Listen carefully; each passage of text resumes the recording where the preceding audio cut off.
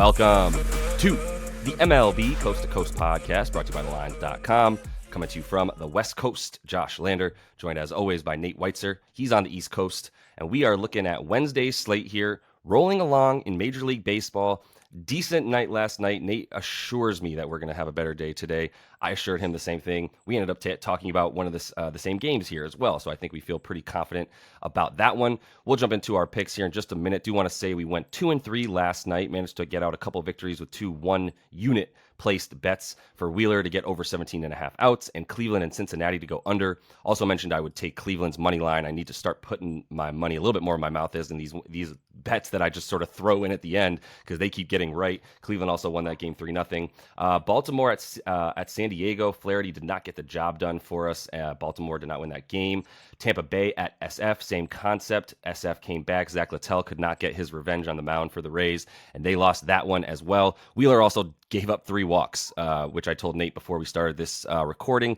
Probably going to stay away from trying to pick pitcher walks anymore, even if it seems like a good bet. It was like plus money in a sort of fishy situation, so I'll get a bit more ahead of that next time. But let's go ahead and move on here to Wednesday's slate. Just want to give you a quick reminder to like and subscribe to that page. Continue to follow along. Check out thelines.com as well. We have a great odds finder tool up there on the site that you can use to make sure you're getting the best odds available to you from each book that is offering us bets on baseball this season. Nate, let's go ahead and jump right into the game we both like to talk about here. The Miami Marlins, Jesus Luzardo on the mound versus Verlander.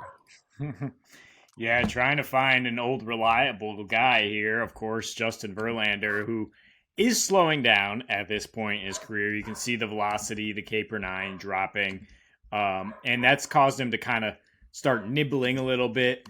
But we're still going to take the Astros money line. I think both of us at close to even money here. And I would look at a half unit on Verlander to give up 2.5, go under 2.5 earned runs, which is plus 110. At Caesars, if you can find it, in terms of props there. So yeah, he was nibbling a bit when he was with the Mets, started to go more after guys, but he's still getting that very good outside swing rate, still getting by on his great breaking pitches, his savvy, and still able to paint on the corners. And I think this is a great matchup because you look at a Miami team that chases, that has the highest outside swing rate in the National League since the All-Star break, the second lowest walk rate, and the 5th worst weighted runs created in the majors in that span. Whereas Houston, obviously their offense is amazing and has been really, really good since the All-Star break. Number 1 weighted runs created in the American League in that span. So you expect Verlander to get some run support here against Luzardo, who's 6.6 ERA, 2.2 home run per 9 since the break for him. And when he's actually played against the AL, it's been bad. Much better hitting teams out there. His last 2 against the Yankees and Rangers, a pretty absurd 17% barrel rate. And I honestly respect the Astros lineup even more than Texas, although the Rangers do lead overall for the season. In a number of offensive categories. Verlander's a guy I trust on the road, despite the fact that this year his road splits have been down. But, I mean, look at the venues like Yankees, Braves, at Coors Field, at Houston against his former team. He really hasn't had a good road matchup. And now you're in Miami, that massive park, against a team he has dominated in 3 meetings. Only one of them came in recent history last year when he was with the Stros, but 1.4 ERA, 20 Ks to 4 walks against this Marlins lineup. So I do think he turns in a quality start, and I'm willing to bank on the Astros offense giving him that run support. Yeah, what's interesting is we both looked at this game. I started looking at this game through the lens of fading Luzardo. I'm just going to call him Luzardo. It's too fun to call him Jesus Luzardo. Like, I'm a Boston fan. If he ever goes to the Red Sox, that's going to be the greatest name pronunciation in history of Boston. But for him, it was like I was looking at fading. I was like, he's failed to go 6 innings for the majority of his recent starts. He's just also been boom or bust when it comes to the strikeouts. It's so funny. Like, he's got 3 strikeouts or less in 2 of his last 3 starts, but the one that he has more, he has 13 strikeouts. And granted, that was against Colorado, so do what you will with that duty offense out in Denver. But it just scares me from ever going under on a strikeout prop for a guy when I know that if he just dials in, he's pretty nasty. And granted, Houston's bats, which I'm not ready to proclaim better than the offense in Texas necessarily, but I would say it's still top 5 for sure. Not better than the Bravos, but now we're talking about like throw the Orioles in there and the Rangers, and then some combination of that is the top 4 or top 2, 3, 4 after the Braves, who are far and away the best. 5th in WRC plus, like you said, against lefties. They also have the 11th lowest K percentage. So all those things combined to make me go, I'm not betting on this game by fading Luzardo directly via his props. I am going Houston money line, like you mentioned, and I'm going Verlander over 17.5 outs as well, even though that's crappy juice at minus 160 on FanDuel that you can get that at. And I'm not as worried about that because I'm going for the sure bet, and I'm not going to take it away by like what I did last night with Zach Wheeler, where I also got his outs prop correct, but just sort of negated it by needing to get cute with a walk prop as well because I like the plus money. Just take what I feel most comfortable about and run. I also wanted to take Houston in the first 5. It's not worth it. We got them on the money line. We got Verlander to get the 6 innings. I like the under 2.5 bet as well for him. I think that makes a lot of sense with the way that Miami bats they're not doing anything right. They're not walking. They've got the 10th worst WOBA, the 8th worst WRC plus against righties since August started as well. And that's been their problem for most of the season. Even once they picked up some power in Berger and Bell, they at the trade deadline, there's still 2 big righty bats that just crush lefties and not quite righties. So versus righties, I think you got a pretty good spot here for Verlander to make sure he goes the 6 innings. And then, yeah, I'm just going to ride on the money line of this game with you as well. Yeah, Josh Bell, the big lefty, I believe. But yeah, either way, the Marlins, their offense has not been good for years now, and I really think it was kind of fool's gold here in the first half. It's really top heavy too. I think the lineup and Verlander smart enough to know how to avoid damage in certain areas and then just get to the guys that he can get out easily. So I like the outs bet. I guess that's only 6 innings, right? So I didn't think about the math there as easily. I do think if he has a quality start, we're looking at both those props hitting. Right.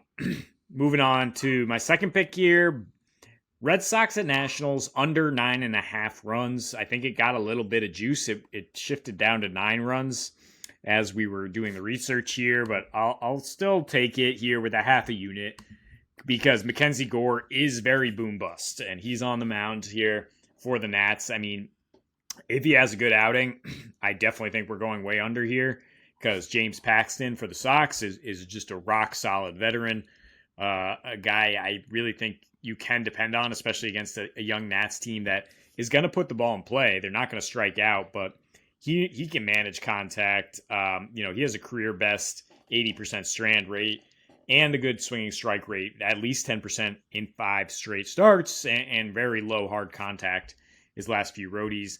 Both these teams have been trending under for a while, actually. I mean, Nats 15-5 in their last 20, Sox 16-5, and 6 straight unders for the Sox, who also trend very hard to the under in interleague games or non-division games. It's that if you're not playing another AL East powerhouse, and you're not at Fenway, there's going to be a lot less pop in the bats here.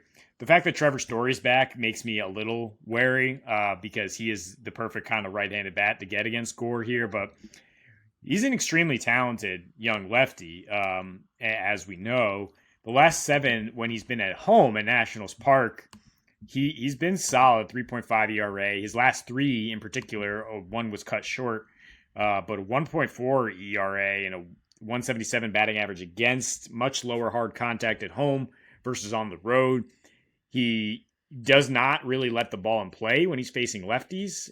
It's just either a strikeout or a walk, and a ridiculous 583 BABIP in that situation and 48 at-bats. So I think there's some positive regression to get some of those balls in play into outs for sure. But yeah, he has plus stuff. He has an incredible slider that I think can limit these Red Sox bats, and they're pretty feast or famine as well. You look at the Sox on the road since the All-Star break, only hitting 236. They're only hitting 250 against lefties since the All-Star break, regardless. And Fenway is a great place to hit against lefties. So I am not that worried about this matchup. I think Gore almost put it together against the Phillies. He gave up a few long balls, but 19% swinging strike rate, 43% outside the zone swing rate. I think he's starting to figure out how to pitch at this level, and he could have a great start opposite Paxton. Yeah, he's gotten shelled on the road, like you're talking about with Gore. It's crazy to see the ball's just flying off of bats when he plays on the road, and been much better at home. To your point, and I think that's really where we look for this.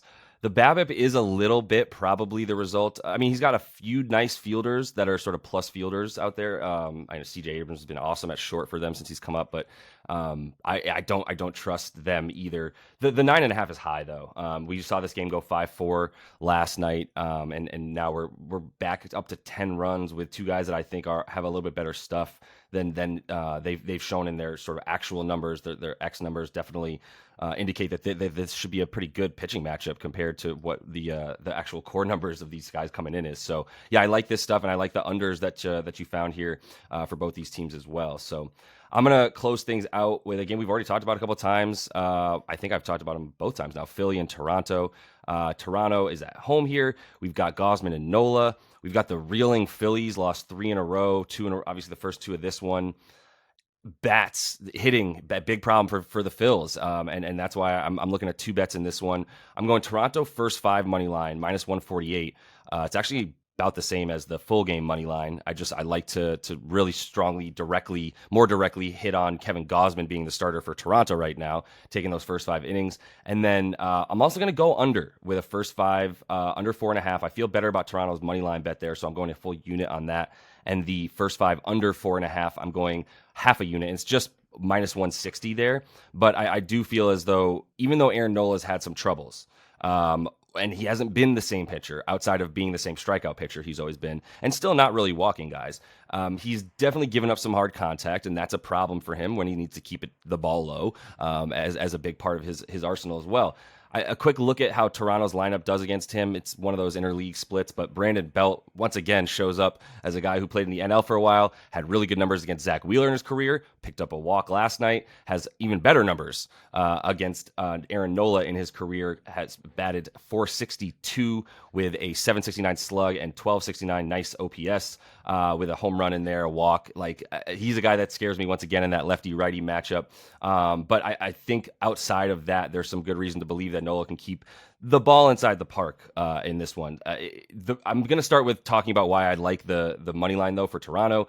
In the struggles that we're talking about for Nola over his last 3, he's failed to go more than 5.1 innings. He's given up 9, 8, and 5 hits in those games. He's given up 11 earned runs in those 3 starts, too. Really bad for him with the amount of innings he's going with that ERA up above 7.5. And it hasn't been the strikeouts. It's been the ability for him to keep the ball in the park. Toronto is a team that can get hot, obviously, but it doesn't consistently. It's been basically bottom half of the league in terms of versus right-handed pitching over the course of the last month and a half or so. It's anywhere from 15th to 20th when it comes to any of the relevant hitting stats that you would look at for this Toronto team. It's pretty underwhelming. Bo Bichette, I believe, is still out once again. Would be a nice guy to have too, as he's 3 for 7 in his career versus Aaron Nola. So I think that helps the under stay intact as well. But there's still value on Gausman being better than Nola in this game. And the Philly Bats, which have scored 2 runs in the last 3 games, continue to struggle against guys like Kevin Gausman. And so I think you're going to see a number of Ks for Gausman. You got to get up you have to get to 7, over 6.5 if you even want any bet worth taking on Gausman in this game against the Phils. So that 3.04 ERA with a 2.88 expected ERA when he's at home, all that stuff is just he's a freaking Cy Young candidate for a reason. And one of the dudes leading the league in strikeouts for a reason. And I think he's going to have not an easy time, but he's gonna do his thing just fine. I would consider under 2 earned runs for him as well, but that's why I'm just going the game under first 5 and under 5, and also Toronto's money line for the first 5. Yeah, from last year's AL Cy Young winner to this one, same prop bets, I guess. Gausman and Verlander. Yeah, Gausman to go 18 outs recorded as well, -125. I see the best juice on that. I mean, lots of negative numbers for him to have success here against the Phillies, who he has had tremendous success against, 4 straight starts with 6 innings. So, I mean, I understand that -125. I'm fully on board with the fade of Nola here. who's just not been very good except for last year. He's not a guy you can rely on. Toronto very good against the curve and the change. It scares me a little bit about under in the first 5 innings. I think maybe I'd rather just take Toronto money line in the first 5 innings because I think there's just a gap in the starting pitchers, and I'd rather back Gausman than worry about how bad Nola could possibly be. I know.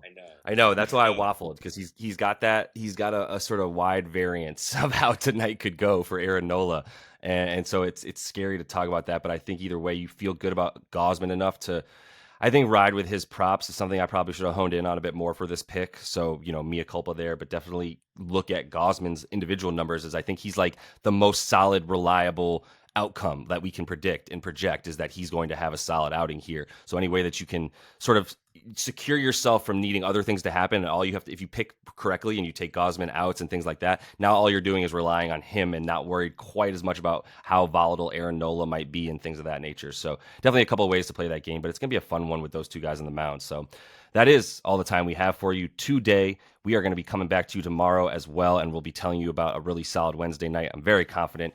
Continue to follow along, like and subscribe. And until we talk to you then, happy betting.